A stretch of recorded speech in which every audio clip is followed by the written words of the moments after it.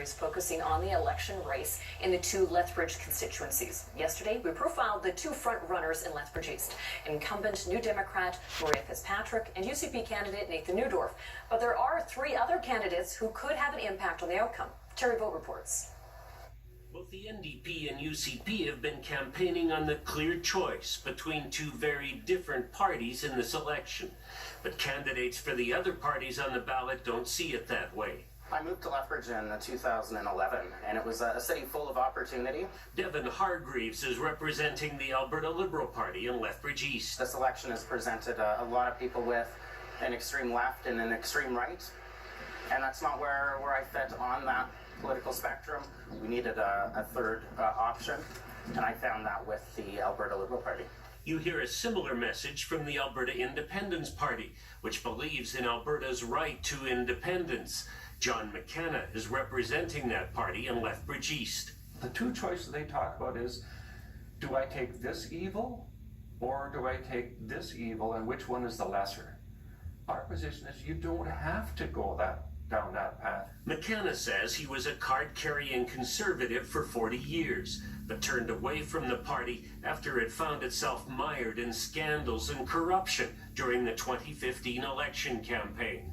I was almost convinced that the Conservatives have changed, but now that the skeletons are starting to come out of the closet and the same old corruption is becoming evident, that, and I have to say that UCP, Conservative, call it what you want, they haven't changed. McKenna says he was drawn to the Independence Party platform, which includes ending equalization payments to Ottawa, ending the carbon tax, lowering business and personal taxes, and improving many benefits, all with no cuts to funding for healthcare or education.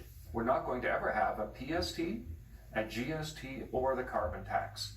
We figure that money should rightfully belong in the pockets of every Albertan. We won't need that money as an independent Alberta, because right now $41 billion of a combination of equalization payments and federal taxes go to the federal government. Alberta sees no return on that. McKenna sees the party's biggest barrier as overcoming the public's fear of change, but he believes Albertans would see amazing rewards if they're prepared to give his party a chance. Devin Hargreaves also has a major challenge. The Alberta Liberal Party gained only 1,200 votes in Lethbridge East in 2015, about 7,700 votes behind the winner. I would love to see David Kahn as our premier. If that weren't to happen, then you can rest assured that the Alberta Liberal Party will be there fighting for every Albertan, no matter how many seats we have in the legislature. Hargreaves says his party is supporting education. He says other priorities include the economy, calling a state of emergency to try and get a handle on the opioid epidemic. The Alberta Liberal Party's platform is based on solid policies, it's based on families, it's based on small business, and it's not about bailing out major corporations. Hargreaves has served as vice president of Lethbridge College Students Association and chair of Lethbridge Pride Fest. He says he's passionate about the city and wants to make sure everyone is represented and heard in a fair and equal way. Terry Vogt, CTV News, Lethbridge. Now, there is one other candidate in Lethbridge East. It's Ali Taylor of the Alberta Party. She was unavailable for our profile. The Alberta Party says it stands for creating opportunities for business, attracting more investment, and working for less government involvement. Tomorrow, we shift our focus to just under 34%. The other parties are trailing behind, struggling to get traction. 11% of those polled still don't know who they'll vote for. The most recent poll surveyed just under 900 Albertans between April 4th and the 5th. Terry Fikowski joining us live now. And Terry, it looks like Calgary could be the deciding factor on Election Day. Yeah, Jocelyn, it's expected to be a tight race here in Calgary as well. That according to political analysts who say this next week of campaigning will be crucial for candidates, especially so here in our city. The UCP has nearly 50% of the vote in Calgary. The NDP aren't far behind at around 40%. The NDP have a stronghold in Edmonton, election, will the UCP secure the majority of the vote elsewhere in the province, including rural Alberta? That brings it down to Calgary with 26 seats as the main battleground on April 16th. Now, like you said, 11% of voters are still undecided, but analysts say that generally translates to no votes, as Alberta tends to have one of the lowest voter turnouts compared to other provinces. The goal for many candidates will likely not be on swaying undecided voters, but actually getting their supporters to cast a ballot. David Terrace from Mount Royal University says Calgary is traditionally Tory territory, but that changed in 2015 and could happen again. So while the UCP is still enjoying a strong lead, he argues this is still very much a two-horse race in Calgary and ultimately a deciding factor for Alberta. I think Calgary's very divided between sort of the inner city, where there are 6 or 8 ridings with the New Democrats hope to do really, really well, and then the suburbs that are much more conservative. So, you know, if you basically the team that wins Calgary, the party that wins Calgary, will win this election. So the focus may be on Calgary this week. Many candidates are scattered throughout Alberta today. Notley's in Edmonton and later Calgary. Kenny is in Medicine Hat and Sylvan Lake. Stephen Mandel's in Leduc. David Kahn is here in Calgary. And Derek Fildebrandt is in Strathmore. Jocelyn? All right, thanks, Terry. Police will start of Albertans cast their ballots in the first 2 days of the advance polls across the province.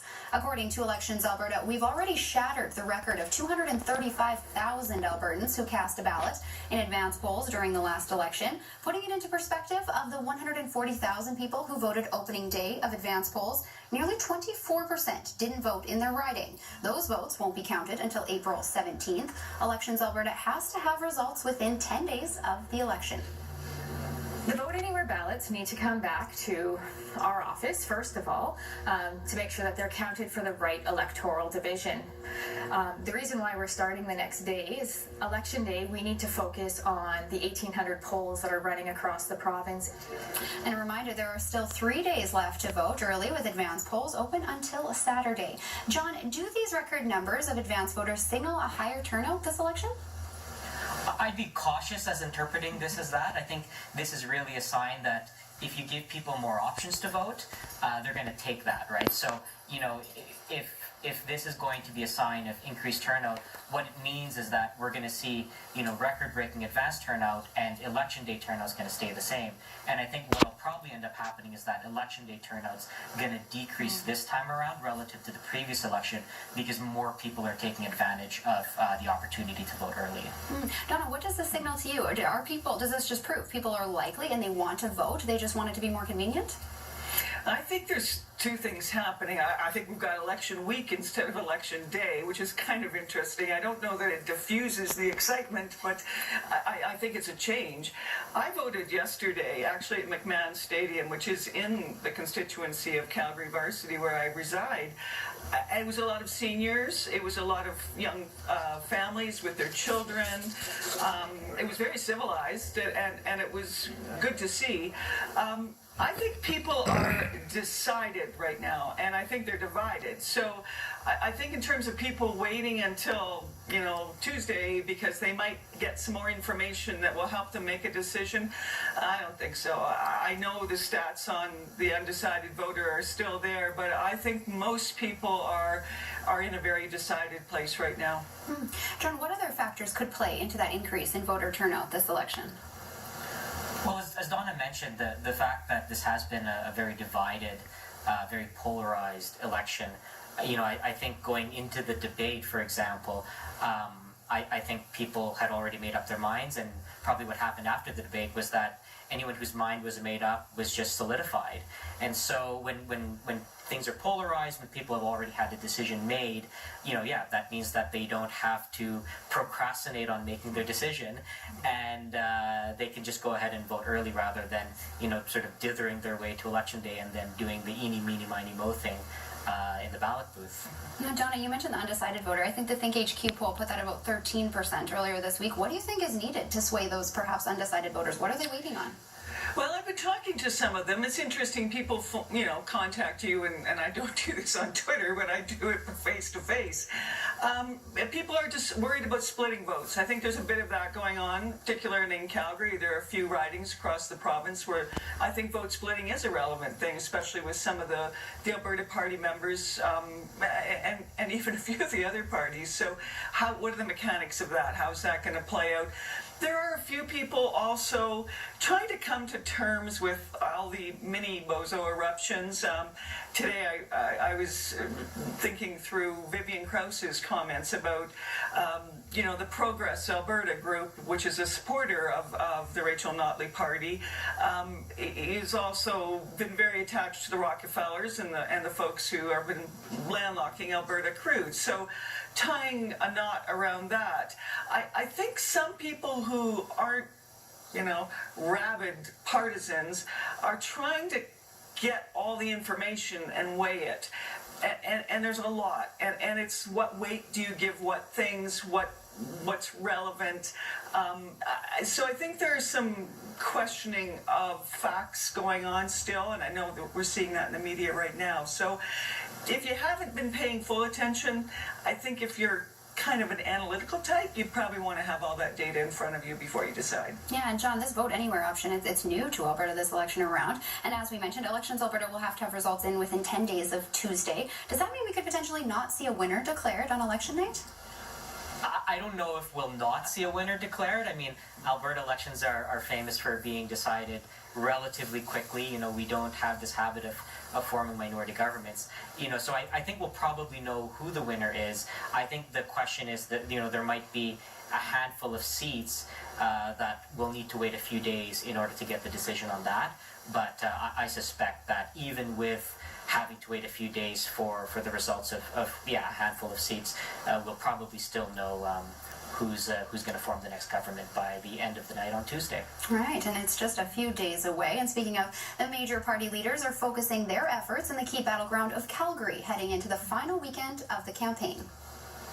A certain proportion of likely Conservative voters who either don't like Jason Kenney or aren't sure about him, but they're voting Conservative anyway.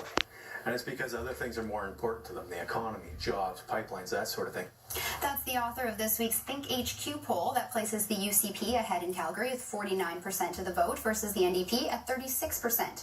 Kenny visited doorsteps in 4 key Calgary ridings with former Prime Minister Stephen Harper's wife, Lorraine Harper, earlier this week, while Notley held public rallies at venues across the city.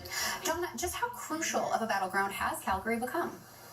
I think it is the battleground, and it's tough. It's a tough time in this city, so I think it's very emotional, and I do think that jobs and the economy are the issues, but other people I'm talking to who are going to the doors for different parties, other things, more local issues are coming up as well. The GSA has surfaced at the doors in certain constituencies, as have issues like the opioid crisis, if it relates to that particular community. So it's a tense time. I mean, it's a good thing that we have the Calgary Flames to cheer for right now. And in fact, we should have worn jerseys today.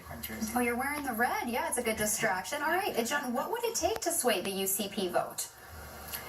It's going to be really tough, and I made some notes here. There's 26 seats in Calgary, and for the NDP to really put a dent in UCP support, it has to expand beyond that handful of constituencies in the inner city where they stand to do a really good chance or to make a really good showing this election. So that involves pushing into some of the older, more established suburbs, and with the polling numbers at where they seem to be at right now, I just don't see the NDP having the potential to pick up seats outside of the inner city. So it's going to take something pretty drastic in the closing days of this campaign for them to be able to spread out into some of the older suburban communities, which is what they're going to need to do if they're going to put a big dent in UCP support in Calgary. All right, Donna, just to give you last final word, as John mentioned, 26 seats up for grabs in Calgary. Are you making any predictions as to how they'll go? I think that the UCP will end up with 23. All right, well, final predictions. All right, thank you so much. I wish